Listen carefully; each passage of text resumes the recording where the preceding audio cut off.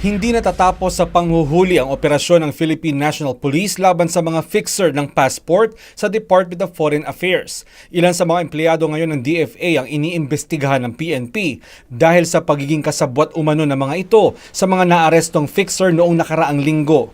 Continuous ang aming collaboration with the DFA at itong police sa monitoring at saka operation naman against fixers. 23 umano'y passport fixer ang nahuli ng PNP sa isang entrapment operation sa Asiana Consular Office ng DFA sa Parañaque City noong nakaraang Miyerkules.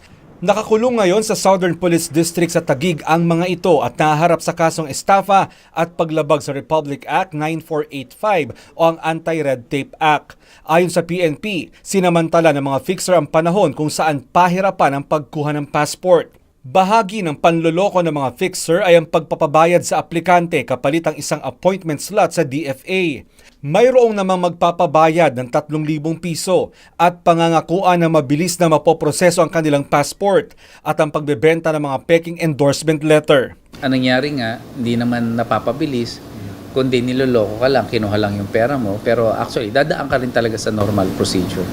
Ilan naman sa mga kababayan natin ang mas pipiliin namang dumaan sa proseso kaysa mga fixer. Pansarili mas maganda kasi minsan baka scam kasi. Kasi po yung mga fixer kasi pag ano na po, di yan tama kasi pag naglalakad ka ng passport baka may sabit din po. Naniniwala rin ang PNP na bukod sa mga iniimbestigahan nilang mga empleyado ng DFA, may kinabibilangan din na iisang grupo ang mga naturang fixer na nambibiktima ng mga nag-a-apply ng pasaporte. Mon Hocson, UNTV News and Rescue, Pasay City.